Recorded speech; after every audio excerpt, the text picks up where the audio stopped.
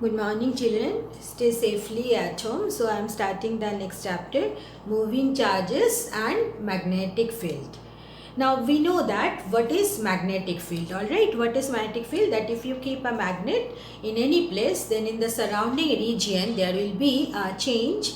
And what is the change? That if you keep another bar magnet or another magnetic pole, that will experience a force, alright? Now, we can redefine the magnetic field in this way, that instead of taking a bar magnet, suppose you have kept one magnetic needle. Now magnetic needle means, it is having a north pole and south pole. So what will happen? It will experience a torque. Okay, because we have studied for electric dipole, that electric dipole, when it is placed in a magnetic field, then it experiences a torque. So we can apply the same concept for magnetic dipole. Alright, so magnetic dipole, when it is placed in a magnetic field, then what will happen? It will experience a torque and it will set itself in a specified direction. So in terms of this concept, we can redefine magnetic field in this way, that the region surrounding a magnet, where when a magnetic needle is kept, it will experiences a torque and it will set itself into certain direction. Alright, so that is known as that region where it happens, that is known as the magnetic field. Now, the existence of the magnetic field surrounding a current carrying conductor, that was first stated by Ørsted. That's the very important and interesting Ørsted's experiment. Already 10th standard you studied it.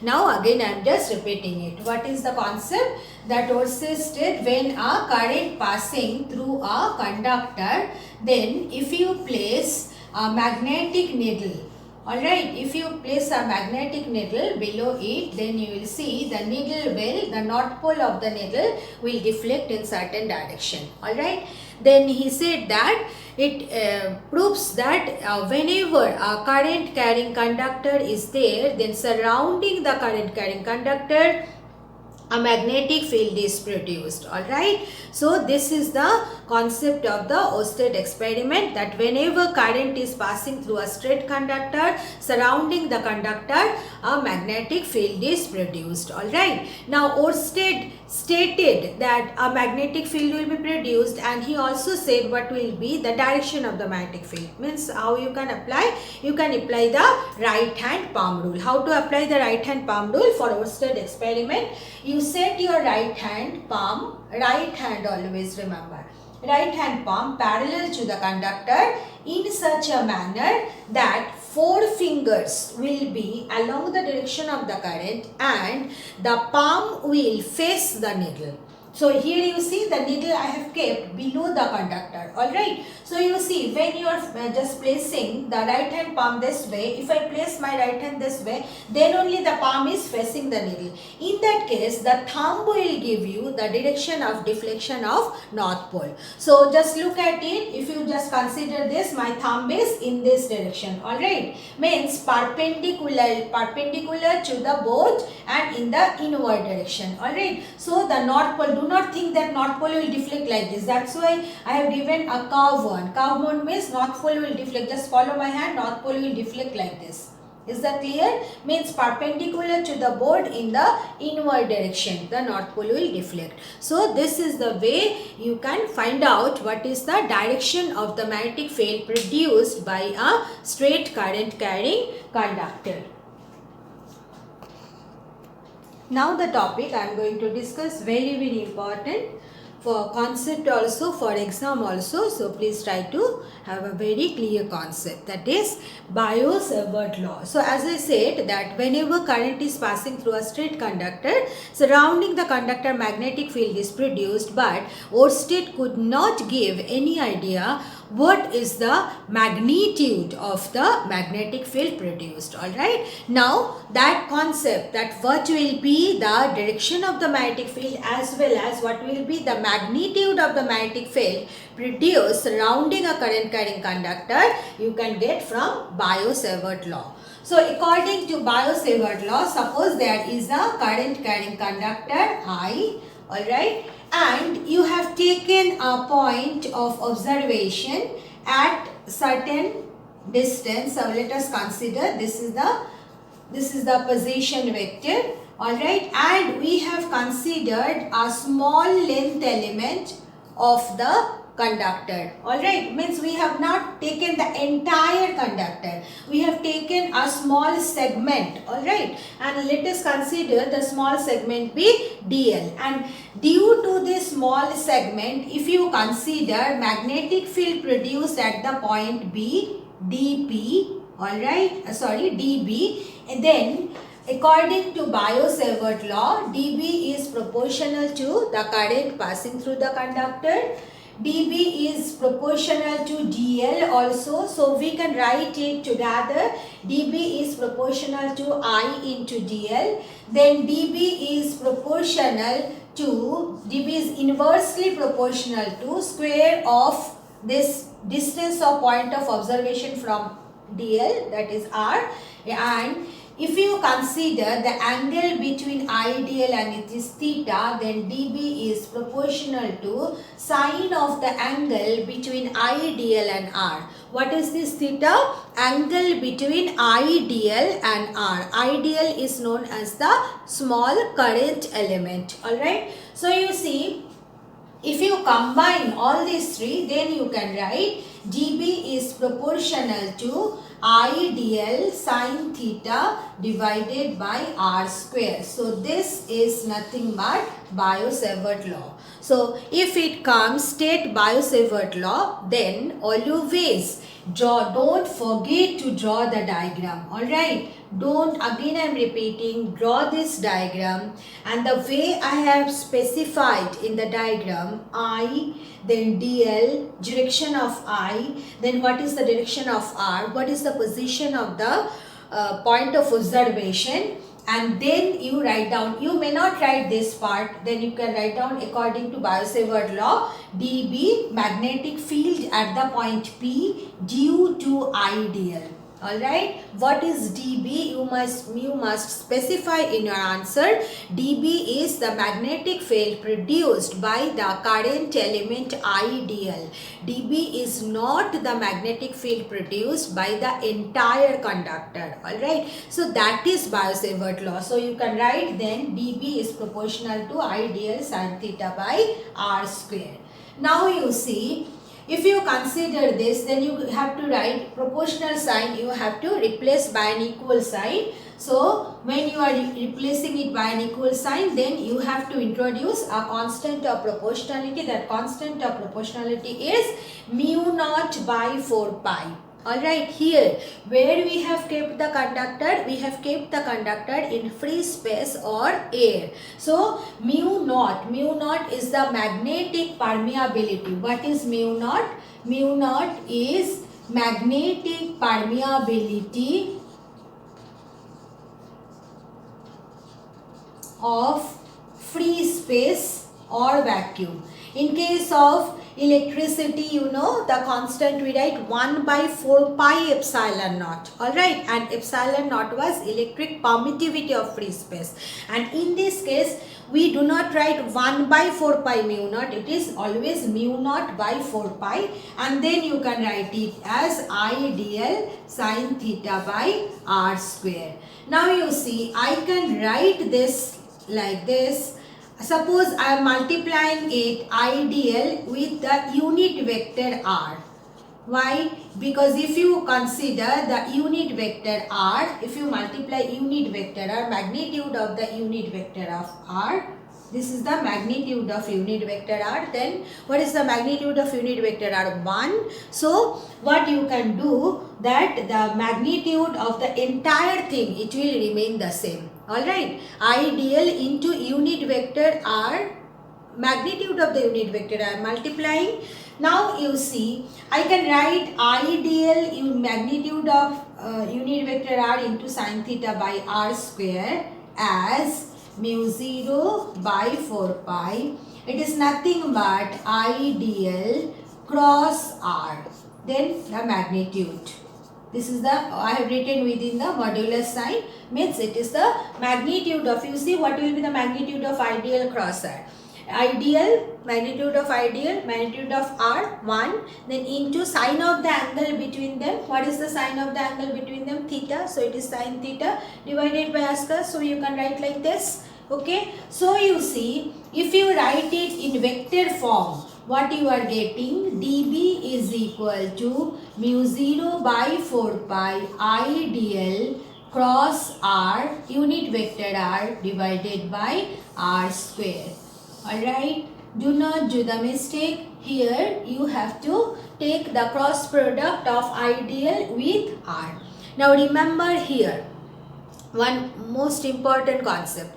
Current is a scalar quantity, alright, but when you are multiplying with dl, then we are considering it as a current element and we have given a vector sign. It means that dl you have to take along the direction of the current. Again I am repeating, current is a scalar quantity, but when I am writing ideal, then I have given a vector sign. So how we are considering ideal as a vector? What is its direction? I into dl when you are doing, then dl should be taken along the direction of the current. Alright. So ideal means ideal is a vector. What is the direction of that vector? Along the direction of the current. And another mistake, don't do it, that here do not write the original vector r, give a unit vector, alright, because if you write original vector r, then the relation will become like this. It will be ideal cross r divided by r cube.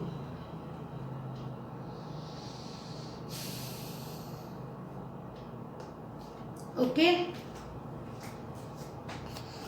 this is the expression for the Biot-Savart law, that, and for Biot-Savart law, as I said, that this diagram you will draw and then you should write down according to Biot-Savart law dB proportional to ideal sin theta r square. So dB is equal to mu 0 by 4 pi ideal sin theta by r square. Alright, so Biot-Savart law, when it is coming, do not try to write it in the statement, better to write like this. Mathematical formula, when you are writing like it, like this you write, but please mention what does dB represent. dB represent magnetic field at the point P due to the current element ideal, and the point of observation is at a distance r from the current element ideal.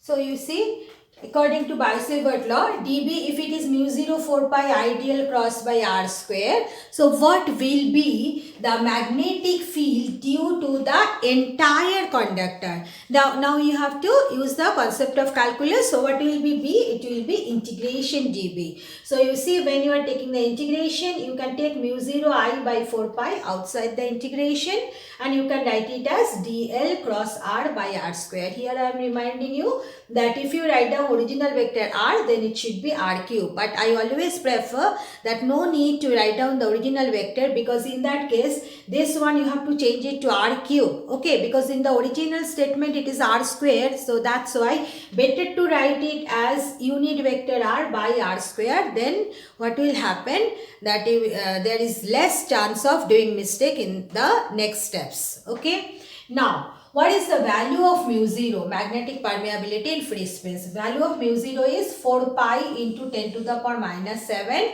Newton per ampere square, or Weber per ampere per meter. This Weber, it is the unit of magnetic flux. Okay, so the next chapter, when the term magnetic flux will come, then how it is coming, Weber per ampere per meter, I will give you the explanation.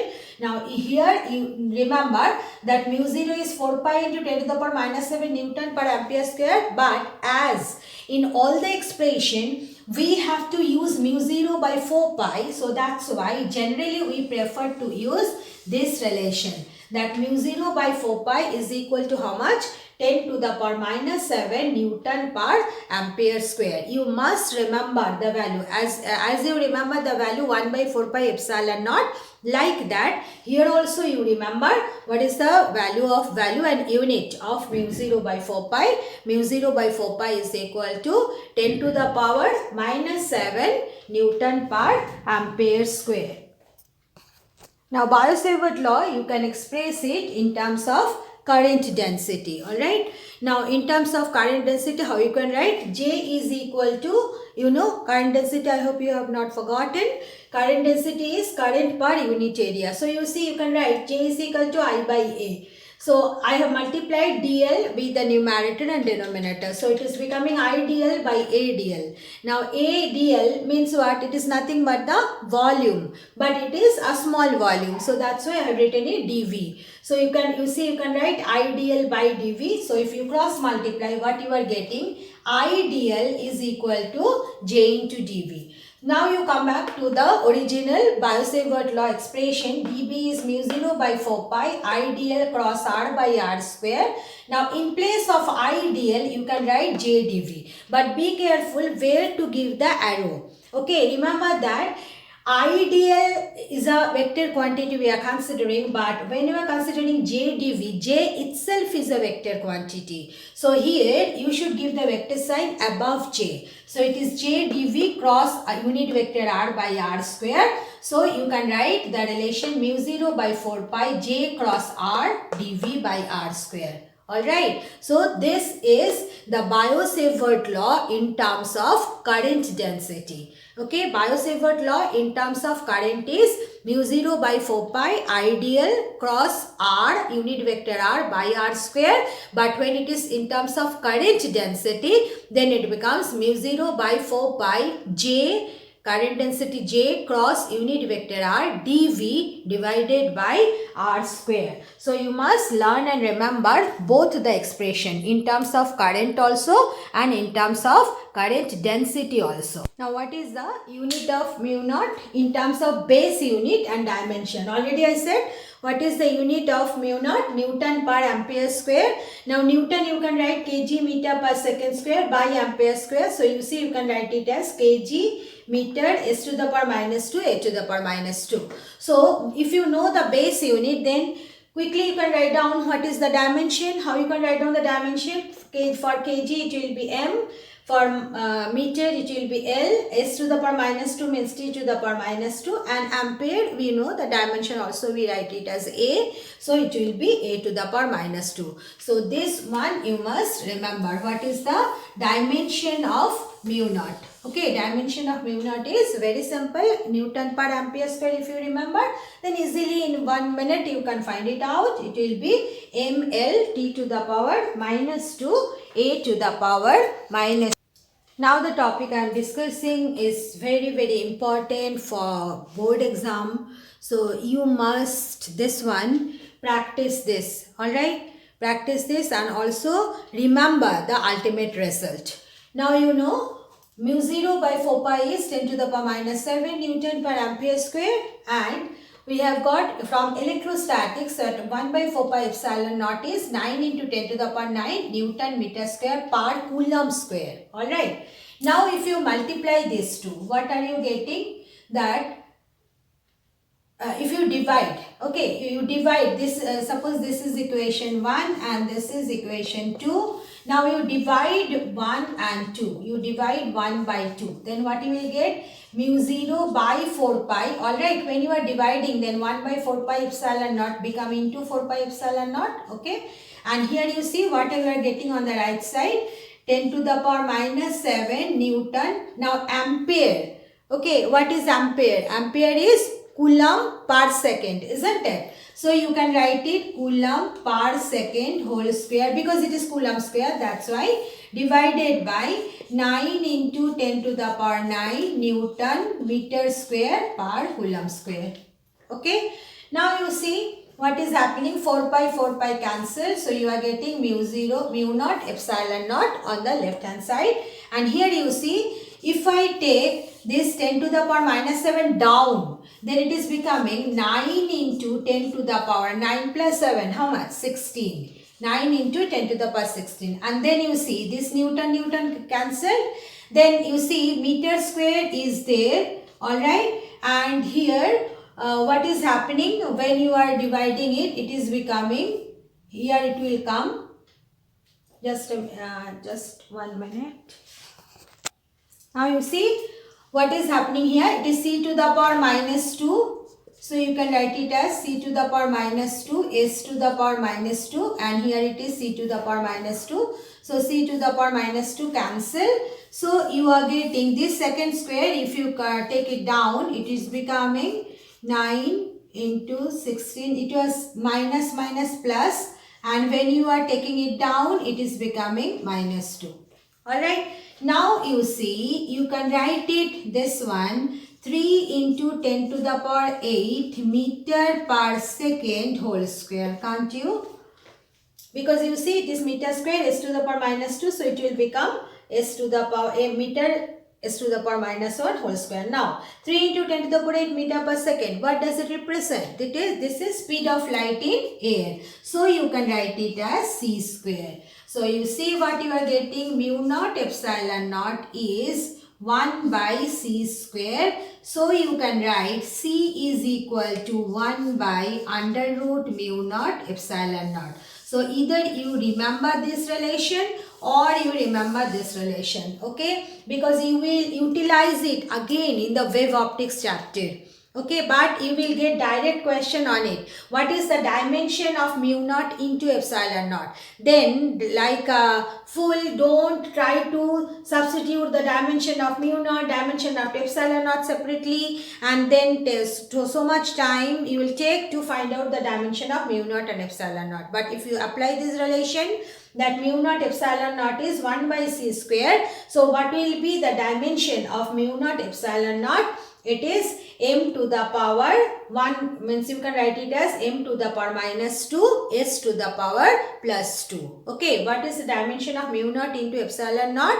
It is m to the power minus 2 s to the power plus 2. And what is the relation, what is the value of mu naught into epsilon naught? Mu naught into epsilon naught is 1 by c square. This is a very important relation in physics. So you are supposed to learn and remember it. And also please learn the derivation, that mu naught epsilon naught is equal to 1 by c square. So we have got, according to Biot-Savart law, what is the direction, what is the magnitude of the magnetic field produced by a straight current carrying conductor, magnetic field produced by a straight current carrying conductor in terms of current also, current density also we have got. And how to find out the direction? We have got that dB is equal to, direction of dB is along ideal cross R. Okay, ideal cross R, remember that. So how you can find out the direction? By using this one, right hand palm rule, right hand thumb rule, and Maxwell's right hand screw rule. By utilizing this three rule, one can find out, because you see, without using this rule also you can find out what will be the direction of dB, direction of the cross product of ideal cross R. But if we apply this three rule, then while solving the numericals also we can easily find it out. Okay. Now, what is right hand palm rule? Just try to understand it. Right hand palm rule says that, suppose there is a straight current carrying conductor and you want to find out what is the magnetic field at this point. Alright. Now, how you will place your right hand? You will place your right hand in such a way that thumb will be along the direction of the current and four fingers will be along the direction of the point of observation. So I cannot draw the hand here, I am just showing you. You see here, this is the direction of I, alright, and this is the point of observation where you want to find out the magnetic field. So how you will do? You will place your right hand this way. The thumb will be along the direction of the current and your four fingers, okay, it should point towards the point of observation. Then, if you draw a perpendicular to your palm, that will be the direction of dB. Is that clear? So, you see, if I draw a perpendicular to my palm, it is in which direction? Perpendicular to the blackboard, in the outward direction. And you know, this is the way we show. Okay, it means perpendicular outward. Is that clear? And when it is perpendicular and inward, then we use it by a cross sign. Okay, how it is coming? You know, vector means it is an arrow.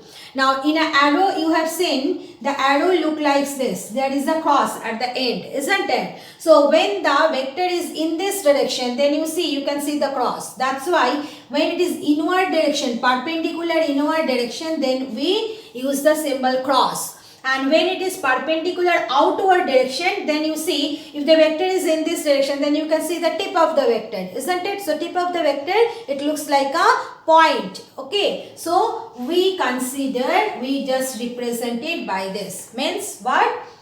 It is in the outward direction. So this is the way you can find out. Use the right hand palm rule. Now you see, again I am showing you right hand palm rule you have to apply. Suppose this is the current and here is the point you want to find. Then how you will place your palm? You have to place your right hand like this. You see, the thumb is along the direction of the current and 4 fingers towards the point of observation. Now you see, if I draw a perpendicular to my palm, then it will be in the inward direction. So what is the direction of DB? Direction of DB, you can represent it by a cross. Alright, so this is the way one can use right hand palm rule. Next is how to use right hand thumb rule. All the right hand thumb rule in 10th standard already you have studied. Suppose there is a straight current carrying conductor, alright, and how you can represent it. This is the way right hand thumb rule you have to use. That you set your right hand, you just hold by the 4 fingers, you hold the conductor so that thumb is in the direction of the current. Then the 4 fingers, you see what is the direction of the 4 finger? It is like this. Okay, so if you consider that it is passing, if you just assume this experiment already you have done in 10th standard, that the conductor is like this, perpendicular to the blackboard. Then what will be the direction of the magnetic field? You see here, if I hold it, then in this direction. So the magnetic field is in this direction, means in the anti-clockwise direction. Alright, on the blackboard. Clear? So this is the right hand thumb rule. Means you just hold the current carrying conductor by your right hand, then in such a manner that current will be along the direction of the thumb, then 4 fingers will give you the direction of the magnetic field. So this is right hand thumb rule. Then next one is Maxwell's right hand screw rule. Maxwell's right hand screw rule is that suppose you have taken one screw. Now when you are rotating the screw in this direction, suppose the screw is advancing in this direction. Alright. Now Maxwell right hand screw rule says that if you rotate the screw in such a way that the screw advances along the direction of the current, then the sense of rotation gives you the direction of the magnetic field. So you see, when you are rotating the screw like this, then the screw is advancing in the upward direction and current is in the upward direction. So what will be the magnetic field? It will be in this direction. Is that clear? So this is the way by using the Maxwell's right hand screw rule, or by using right hand thumb rule, or by using this one, by using right hand palm rule, you can find out what is the direction of the magnetic field produced by a straight current carrying conductor. Now what are the differences between Coulomb's law and Biot-Savart's law? Now according to Coulomb's law, you know that the electric field produced, the small electric field dE produced by a charge dq is given by dE is equal to 1 by 4 pi epsilon naught dq by r square. Alright. Whereas according to Biot-Savart law, the magnetic field produced is given by mu 0 4 pi I dl sin theta by r square. Now here in the expression dq is a scalar quantity, but in this expression idl is a vector quantity. Now in the expression you see dE depends only on r. Okay, but in this case you see dB not only depends on r, it also depends on sin theta. Alright, means in which direction r is, what is the angle between IDL and r, dB also depends on that. Means dB depends not only on r, it also depends on sin theta. Now, what is the direction of DE? You know, according to Coulomb's law, what is the direction of the electric field?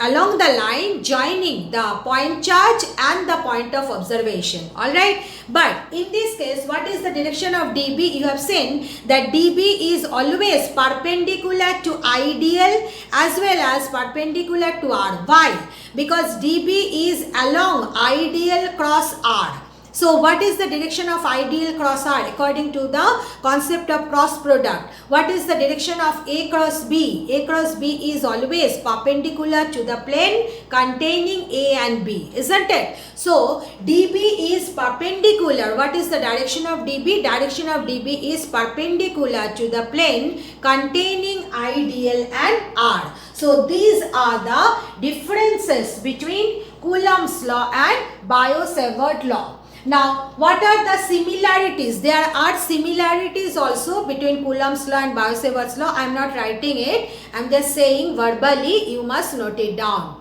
What are the similarities you see?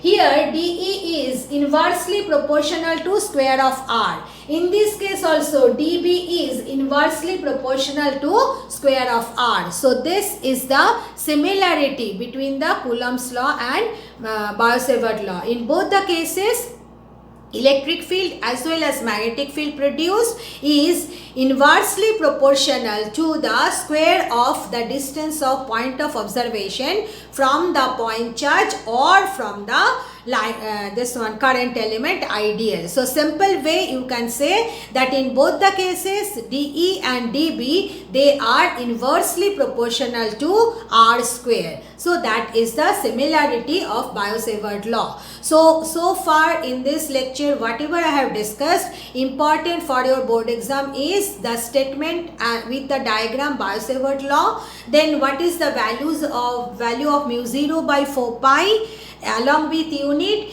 then mu 0 epsilon naught equal to 1 by c square derivation, and then what are the differences and similarities between Coulomb's law and Biot-Savart law. So these topics you must learn and prepare for your board exam. Thank you girls.